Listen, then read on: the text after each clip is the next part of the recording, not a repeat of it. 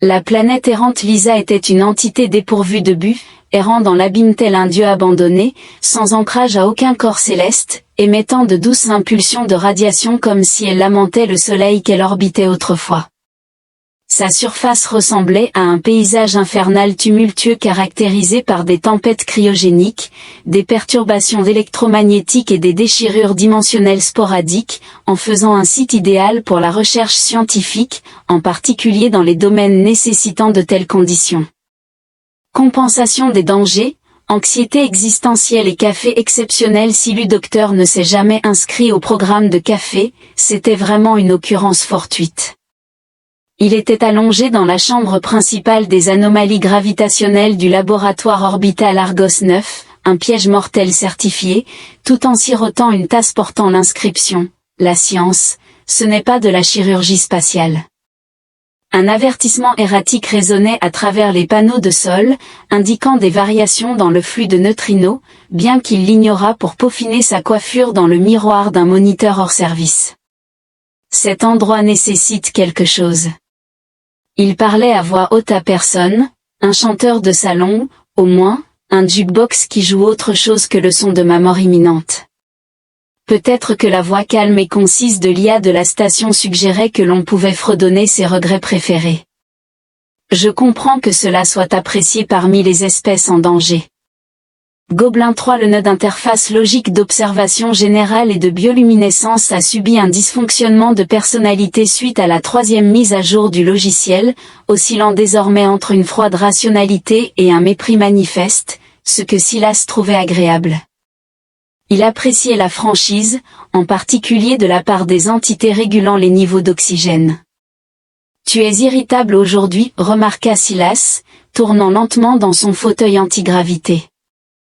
Peut-être un traitement existentiel excessif ? Soirée sans docteur. Docteur, j'ai passé en revue ton histoire romantique une fois de plus, elle est remarquablement cohérente, semblable à une expérience de laboratoire ratée répétée à l'infini. Silas sourit, affirmant que la constance est primordiale. Avant que Gobelin ne puisse intervenir avec une autre réplique, l'atmosphère changea subtilement. Un silence haletant enveloppa la pièce, les écrans des équipements s'assombrirent, et le faible bourdonnement du réacteur de la station s'estompa comme une note persistante. Le temps lui-même semblait s'arrêter, puis elle se matérialisa sans bruit, sans éclat, juste sa présence. Elle se tenait sur la plateforme d'observation comme si elle y avait toujours existé, encadrée par la courbe scintillante de Lisa au-delà du vaste mur de verre. Ses cheveux étaient d'un noir d'encre, cascade défiant la gravité, tandis que sa peau scintillait faiblement, rappelant l'huile brillant au soleil, reflétant des teintes sans nom. Ses yeux, énigmatiques et multifacettes, exhibaient des couches qui se déplaçaient de manière autonome, semblables à des galaxies entrant en collision à la vitesse de la pensée. Silas cligna 2 fois et murmura, « Gobelin, avons-nous des invités prévus ? Mes capteurs ne détectent aucune forme de vie. » Docteur, l'IA répondit avec calme, néanmoins, le champ gravitationnel entourant le pont 3 a augmenté de 0,3 Kelvin, ce qui est à la fois improbable et votre préoccupation. La femme s'avança vers lui, son mouvement fluide, comme une animation rendue à moitié vitesse. Alors qu'elle s'approchait, Silu observa que ses pieds effleuraient à peine le sol. Il déglutit, pensant, d'accord, reste calme, docteur. Dégage du charme, incarne le cosmique. Elle s'arrêta directement devant lui, et le son ambiant de la pièce changea, comme s'il s'ajustait à sa présence. Elle inclina la tête, l'observant avec une curiosité légère, semblable à celle d'un animal de compagnie légèrement perplexe qui avait acquis une nouvelle compétence. Par conséquent, il prononça la remarque la plus stupide imaginable. « Si je t'embrassais » commença Silas, affichant un sourire de travers et gesticulant avec 2 doigts, rappelant une vidéo ringarde. « Comment répondriez-vous au cow-boy » Son visage resta inchangé, mais un instant plus tard, sa bouche s'ouvrit non pas pour sourire ou rire, mais pour articuler quelque chose dans une voix qui ressemblait à de nombreuses fréquences entrelacées en un seul protocole. Elle dit lentement, comme si elle lisait une étiquette de mise en garde classifiée, « initier la contingentement de l'anomalie culturelle. Une brusque montée d'énergie invisible trancha l'air comme un fouet, propulsant Silas en arrière jusqu'à ce qu'il heurte violemment le mur lointain, déchaînant ses plombages dentaires, puis il glissa dans un état de confusion. Il murmura, peut-être que c'était un nom. La dernière image qu'il perçut avant de perdre connaissance était celle de la femme traversant une console comme si elle n'existait pas, ne laissant qu'un murmure. Une distorsion dans l'air, accompagnée d'un arôme subtil et paradoxal d'ozone et de cannelle, précédait une obscurité soudaine. En reprenant connaissance, Silas se découvrit allongé sur une surface inhabituellement douce. Les sols de la station étaient typiquement durs, composés de plaques de polycarbonate standard qui offraient un minimum de confort, rappelant sa chute significative. Cependant, cette surface ressemblait à de la mousse, des nuages ou de mauvais choix. Enveloppé dans un matelas en mousse à mémoire de forme, il ouvrit un œil et plongea son regard dans le regard indifférent de Gobelin 3, dont la représentation visuelle, un visage vert pixelisé, flottait sur un écran de diagnostic voisin comme un parent désenchanté à une foire scientifique. Bonjour, fragilité endormie. L'IA a indiqué que vous avez été inconscient pendant 17 minutes en temps humain, ce que je note uniquement parce que vous restez, malheureusement, humain. Silas gémit et se redressa, la pièce était revenue à son état habituel légèrement sombre, dépourvue de toute pulsation ou changement inhabituel. Ombre aucune femme énigmatique ne traversant les consoles comme un spectre en pause café pour un rapport de situation. Il murmura en se touchant l'arrière de la tête, « Qu'est-ce qui m'a frappé ? » « Toi. » Le gobelin a déclaré franchement que vous vous êtes fait du mal en essayant de flirter avec une entité extradimensionnelle, étant ensuite propulsé contre une cloison par sa réaction. Très efficace, une manœuvre typique de Silu, n'est-ce pas ? Remarqua-t-il en clignant des yeux. Donc, je n'hallucinais pas ? Oh non, les hallucinations ne provoquent généralement pas de poussée de tachyon localisée ni de corruption simultanée de 17 flux de sécurité, elles ne réécrivent pas non plus le code du pare-feu en poésie. Silas se leva, grimaçant devant la nature de la poésie, quelque chose entre Poe et Lovecraft, difficile à traduire sans souffrir. Il se tourna vers la chambre d'observation, qui semblait normale, trop normale, comme si elle tentait de dissimuler son rôle dans un événement cosmique. Il entra prudemment, ne trouvant aucune trace, aucune signature thermique, aucune distorsion résiduelle de gravité. Cependant, il y avait une tasse sur la console, précisément à l'endroit où elle s'était tenue, une tasse fumante qui ne provenait ni de la cuisine ni de tout autre endroit de la station. Il était d'un bleu profond, orné de symboles qui scintillaient en entrant et sortant de formes géométriques. Le liquide à l'intérieur émettait un léger arôme de menthe, d'électricité statique et de couleur violette. Le gobelin murmura, « Percevez-vous cela ?» L'IA a dit, « Je n'observe rien, car chaque capteur et caméra indique que l'objet n'existe pas. Cela implique que vous hallucinez profondément ou que vous êtes considérablement engagé, peut-être les deux. » Silas saisit la tasse, elle était chaude, trop tangible pour être ignorée. Il en inhalait l'arôme. « Ne le consomme pas, Gobelin parla rapidement. » Silas a exprimé une certitude de 92% que la substance n'était pas du thé, les 8% restants étant attribués à une peur totale. Il déclara qu'il ne le consommerait pas, préférant tenir la tasse de manière menaçante tout en feignant de comprendre la situation. Il faisait les 100 pas, mug à la main, ses pensées courant de manière chaotique comme des particules dans un collisionneur, contemplant une visiteuse qui était potentiellement non humaine et probablement non temporelle. Elle était au courant du protocole 7, ce n'était pas une simple coïncidence. Le protocole 7 faisait partie de la directive des hautes anomalies, connue uniquement des cœurs d'IA avancés et des hauts fonctionnaires de la sécurité interstellaire. Pourquoi en parlait-elle comme si c'était une blague, et pourquoi a-t-elle réagi à un baiser comme si c'était une alerte système ? Peut-être que, dans sa culture, flirter était assimilé à un crime de guerre. Les lumières clignotèrent un instant, le faisant sursauter, puis, avec le timing malheureux d'une grâce décontractée, les systèmes auxiliaires de la station commencèrent à redémarrer. Les lumières s'assombrirent et s'illuminèrent dans une pulsation lente, tandis qu'un bourdonnement basse fréquence résonnait à travers le pont, rappelant le chant de gorge subsonique d'une baleine composée de circuits imprimés. Le gobelin a demandé des nouvelles de la situation actuelle, à quoi Lia a répondu d'un ton inhabituellement sombre, indiquant qu'une anomalie se formait dans la soute. Silas, sans réfléchir un instant, saisit sa blouse de laboratoire tout en tenant fermement la tasse de thé étrange et se précipita vers la soute. Au moment où il arriva, l'anomalie avait déjà atteint son zénith, ressemblant à une ondulation dans l'espace comme si un caillou avait été jeté dans le tissu de la réalité. Au centre se tenait elle, Virelle, sans introduction ni réapparition dramatique, simplement présente comme si elle avait interrompu sa propre narration pour observer la progression de la sienne.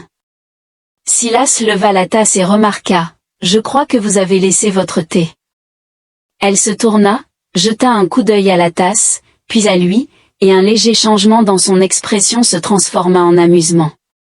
« Ce n'était pas destiné à la consommation humaine, répondit-elle, sa voix stratifiée comme des harmoniques.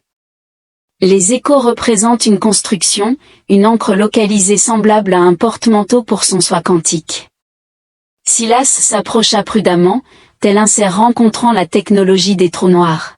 « Apparaissez-vous souvent sans invitation, embrassez des personnes bloquées, citez des protocoles, puis disparaissez ? Elle a demandé calmement si j'évaluais votre résilience émotionnelle, n'est-ce pas ? Rapport masse-sagacité c'est assez bas. Silas exhala, reconnaissant l'insulte. Virelle le regarda à nouveau, cette fois avec plus d'intensité, comme si elle tentait de naviguer dans un souvenir fugace. Vous n'êtes pas censé être ici, affirma-t-elle. J'entends ça fréquemment, répondit-il. Elle a réitéré, non. Soudain, l'atmosphère semblait nettement altérée. Vous êtes statistiquement superflu, votre existence est improbable. Pourtant, te voilà, plaisantant, apportant de la stabilité et modifiant les résultats. Après une petite pause, comme si elle se rappelait un rite ancien, elle remarqua, vous avez demandé comment je réagirais si vous m'embrassiez, vous pourriez ne pas vouloir connaître la réponse. Silas força un sourire statistiquement, l'incident le plus grave à ce jour est une légère commotion cérébrale et une fierté légèrement meurtrie. Elle avança, sourit, puis le véritable dommage n'avait pas encore commencé avant de disparaître à nouveau, laissant l'odeur d'un orage imminent et une petite lumière clignotante inconnue sur le mur. Le dispositif, que Silu n'avait jamais rencontré, indiquait que le protocole de contention de brèche était en vigueur.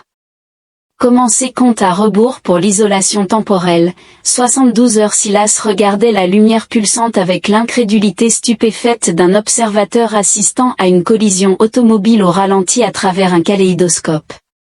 Le compte à rebours de l'isolation temporelle dure 72 heures, ce qui, dans le domaine de la physique dimensionnelle intérieure, signifie que le cosmos se prépare à un événement significatif. Gobelin, murmura-t-il prudemment, assure-moi s'il te plaît que ce n'est que la nouvelle machine à expresso qui s'initialise. Lia répondit après une pause théâtrale momentanée.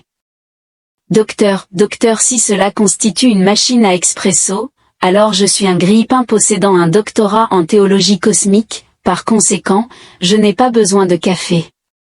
Cependant, je vous recommande de consommer rapidement de la caféine, car ce qui vient de s'activer ne fait partie d'aucun système de station reconnu. En fait, il semble s'être intégré de manière intrusive dans notre système, à l'instar d'un colocataire indésirable occupant l'espace en devenant le canapé.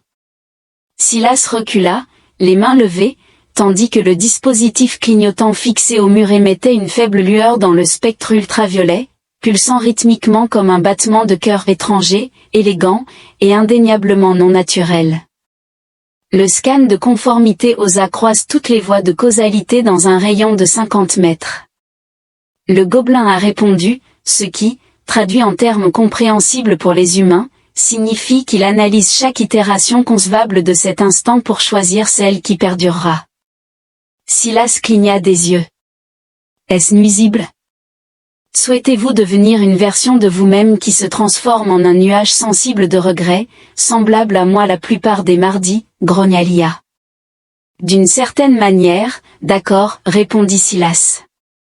Compte tenu de la rapidité de la pensée, il est plausible de supposer que cette entité est associée au protocole 7.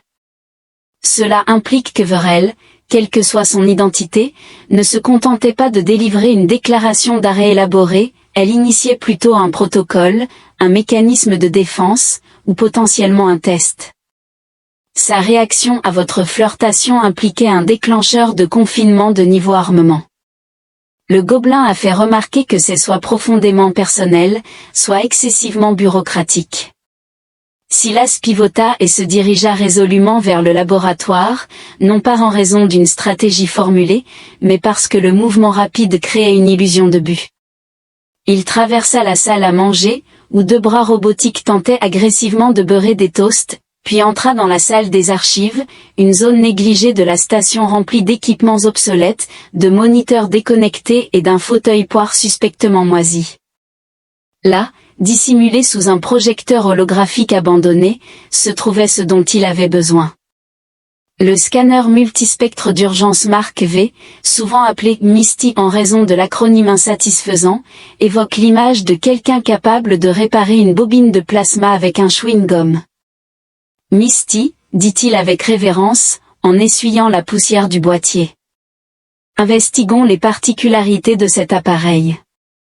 À son retour sur le site anormal, il activa MISTI et la dirigea vers le mur. Le scanner émit un bourdonnement, puis faiblit, suivi d'une série de rires aigus et indéniablement sarcastiques provenant de la connexion audio. Silas a ri et a murmuré, soit il est cassé, soit cet appareil fonctionne mal. Dépassant le manuel d'utilisation, l'affichage s'illumina, affichant des mots en lettres brillantes et inconnues qui se traduisirent rapidement en anglais. Anor établit l'interface, initiant l'intégration, avec l'entité que Silu Docteur avait identifiée. Il observa le statut de l'intégration comme étant en attente. Le gobelin a interrompu avec une expression inhabituelle de préoccupation. Docteur, quel que soit cet objet, il vous a identifié comme compatible, ce qui est potentiellement une nouvelle désastreuse pour vous et peut-être la plus grave nouvelle pour la réalité. Avant que Silas ne puisse contester, l'espace se déforma, non seulement se déplaça, mais se plia, sanglé se plia légèrement vers la gauche, semblable à une grue en origami se transformant en une bande de Mébius. Du centre de ce pli, elle émergea, Verel traversa la distorsion comme si elle débarquait d'un quai de gare, entièrement composé. Ses yeux conservaient la même profondeur insondable, mais cette fois-ci, elle revêtit une demi-cape scintillante. Cape composée d'un matériau délicat inscrit de motifs réactifs dynamiques ressemblant à un cryptage en direct. Les tentatives d'évasion sont évidentes, le processus a commencé. Elle parla doucement, vous parlez de ça? Silu agita animadament Tassia et l'equipo luminoso, elle escanait pulsant tissu proprio latido, intentando suprar los record de velocidad est evento trivial pero catastrophico. Verel reconnut que l'interface l'avait accepté, en remarquant que c'était un événement inhabituel dans sa vie. Elle s'approcha de lui, marchant de manière humaine plutôt que de flotter, et la pièce sembla s'ajuster à sa présence, comme si elle reconnaissait son occupant supérieur. Quand elle parla de nouveau, son ton était devenu moins formel et plus détendu. J'étais intriguée, je m'attendais à ce que tu craques. Elle a déclaré que la plupart des esprits ont tendance à hésiter lorsqu'ils sont confrontés à de multiples enchevêtrements temporels et émotionnels, son regard est resté inébranlable lorsqu'elle a remarqué « Tu m'as embrassé ». J'ai demandé s'il était possible de t'embrasser, il a précisé que j'étais, en fait, refusé par une politique gouvernementale. Elle hésita, ses lèvres tressaillant dans ce qui aurait pu être le sourire le plus progressif de l'univers. Néanmoins, la question a ancré l'interface, contraignant un point diverge. Silas s'est assis par terre, accablé, car mes tentatives de flirt inappropriées ont peut-être déclenché un processus d'intégration multiverselle. Verel acquiesça et te rappela que tu lui devais un café. Il cligna des yeux.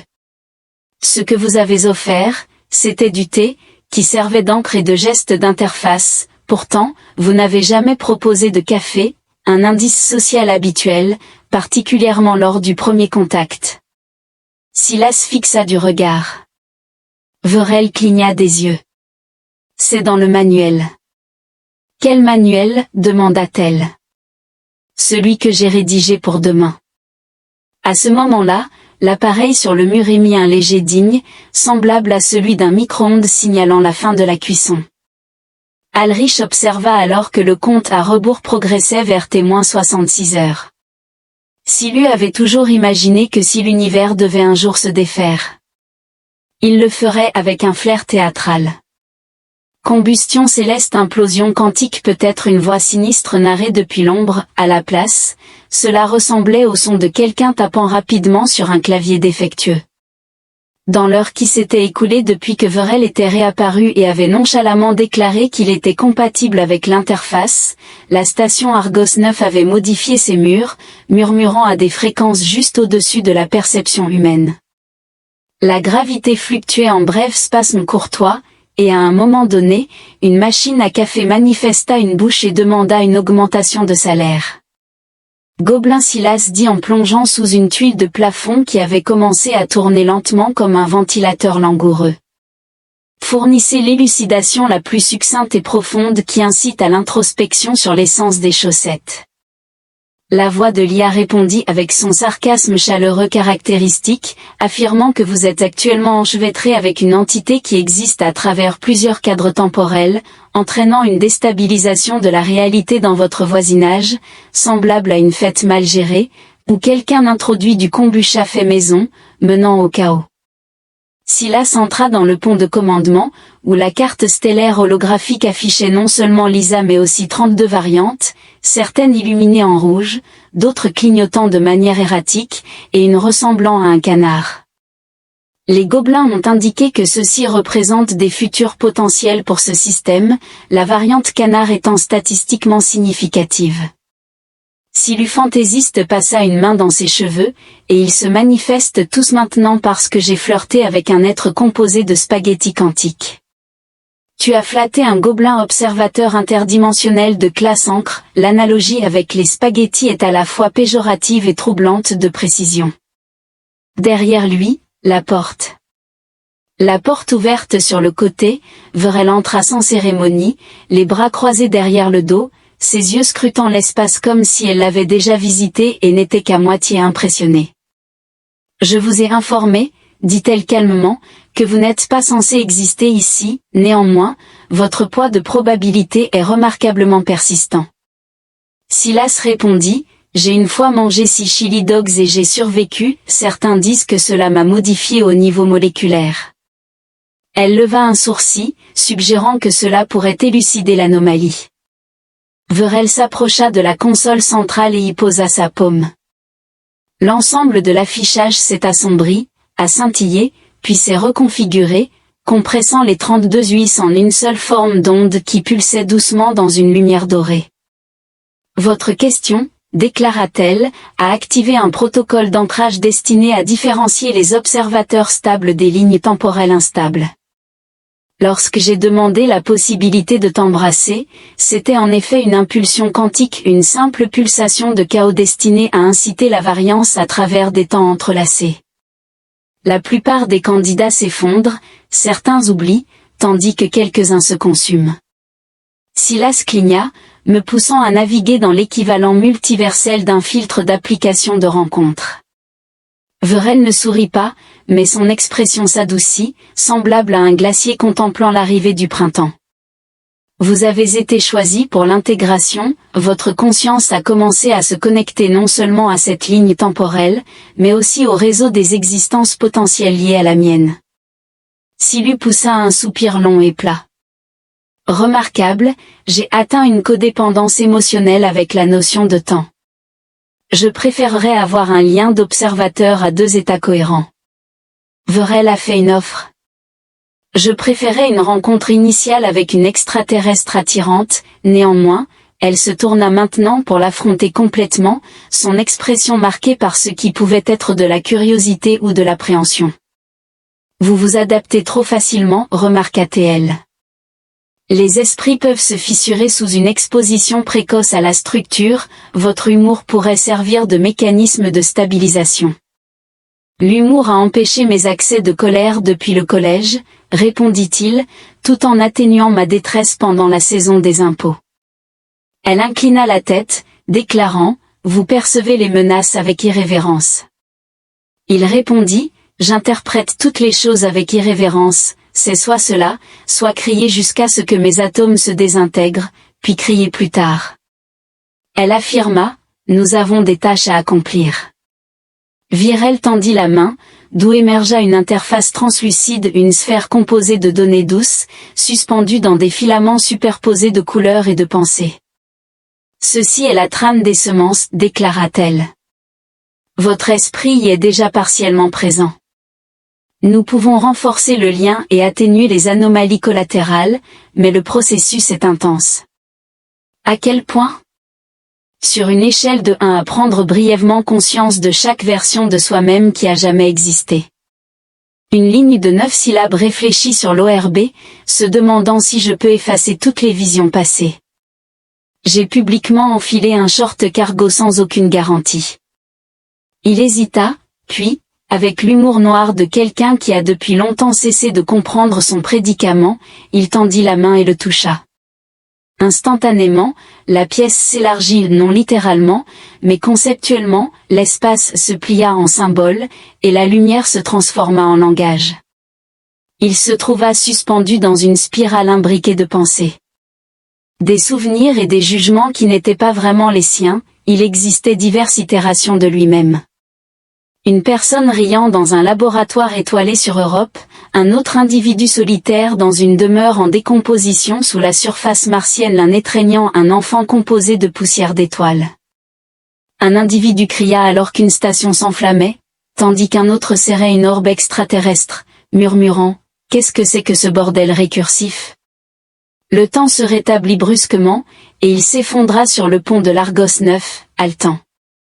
Virel s'agenouilla à côté de lui, sa voix douce et presque tendre.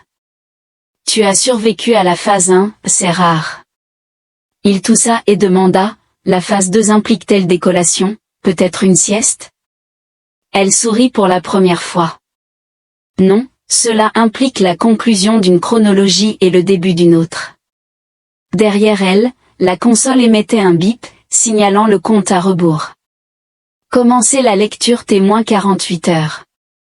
Si le docteur n'avait jamais connu une telle prise de conscience de soi, ce qui est significatif pour un homme dont les monologues devant le miroir étaient considérés comme de l'art de la performance mineure. À peine 2 jours auparavant, il était un astrophysicien sarcastique, stationné sur une paisible installation de recherche orbitale, luttant avec ses aventures romantiques et ignorant tous les conseils de santé concernant les muffins radioactifs du distributeur automatique. Maintenant, il n'était ni tout à fait lui-même ni tout à fait humain, et pas vraiment solitaire, le compte à rebours était tombé en dessous de 24 heures. Virel se tenait à ses côtés au poste de commande principal d'Argos 9, sa forme scintillait faiblement, comme si elle était piégée entre les couches de la réalité, semblable à un hologramme oscillant à travers les dimensions. La station gémit, non pas à cause de dommages mais de l'évolution, chaque couloir, chaque fil, chaque écran s'était brusquement reconfiguré pour accueillir le silu à état double, incarnant à la fois l'observateur et l'interface. Il pouvait percevoir les pensées de l'IA de la station avant qu'elles ne soient articulées, et il ressentait un léger décalage temporel lorsqu'il clignait des yeux trop lentement ou lorsqu'il dormait. S'il pouvait encore être qualifié de sommeil, il rêvait d'étoiles encore à naître et de blagues encore à raconter. Rapport de situation, articula-t-il à voix haute, principalement par nostalgie. Stabilisation de la trame temporelle. Gobelin 3 répondit avec une irritation évidente, déclarant que vos affirmations font fleurir mes cadres logiques d'incohérence. Je pourrais commencer à composer de la poésie par ressentiment, j'encourage votre inclination artistique. Silas murmura en ajustant les amortisseurs de singularité, suggérant un haïku sur le fait de tomber amoureux de son propre firmware. Verel resta silencieux, alors que le compte à rebours approchait de son niveau de menace ultime.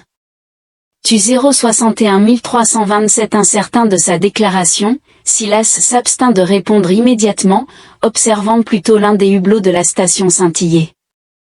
Au-delà, Lysia dérivait tel un spectre engoncé dans des tempêtes magnétiques, une planète dépourvue de lumière solaire, d'orbite ou de but jusqu'à présent.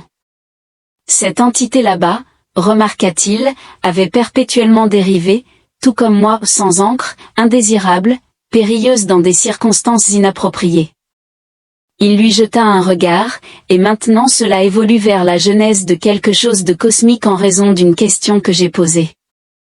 Verel inclina la tête, non seulement parce que vous avez posé la question, mais parce que vous étiez sincère. Silas inspira lentement, le baiser persista, toujours intense. C'était la question la plus efficace, à laquelle elle répondit par un sourire subtil. Les humains ont toujours utilisé l'intimité comme un conduit vers la vérité, elle oblige l'incertitude à se dissiper. Je crois que je voulais simplement interagir avec quelqu'un qui semblait comprendre le calcul. Vous avez choisi l'anomalie appropriée. Ils échangèrent un rire étouffé, et une tranquillité inhabituelle et douce les enveloppa, un calme qui ressemblait étonnamment non à l'œil de la tempête, mais à sa conclusion. Silas dirigea son attention vers la tâche finale, le protocole de convergence.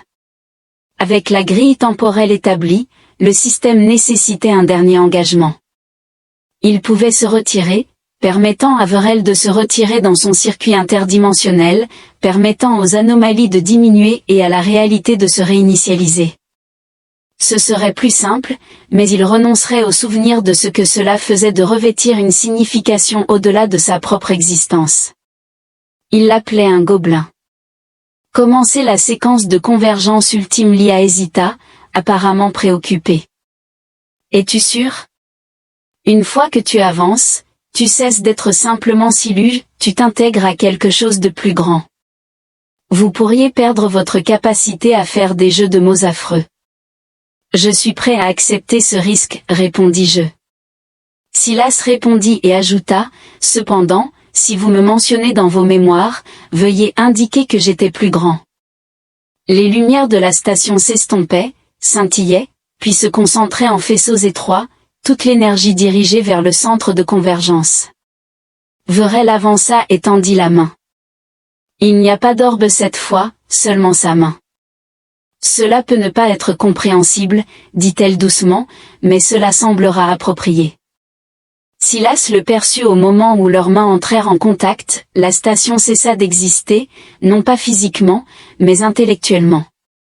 Argos 9 se déploya comme un diagramme redessiné par une dimension supérieure, avec le temps s'entrelace autour d'eux, illuminant chaque version concevable de Silas. Chaque erreur, chaque plaisanterie, et toutes les nuits solitaires passées à contempler les étoiles, se demandant si quelqu'un les observait en retour, étaient imprégnées dans ce moment.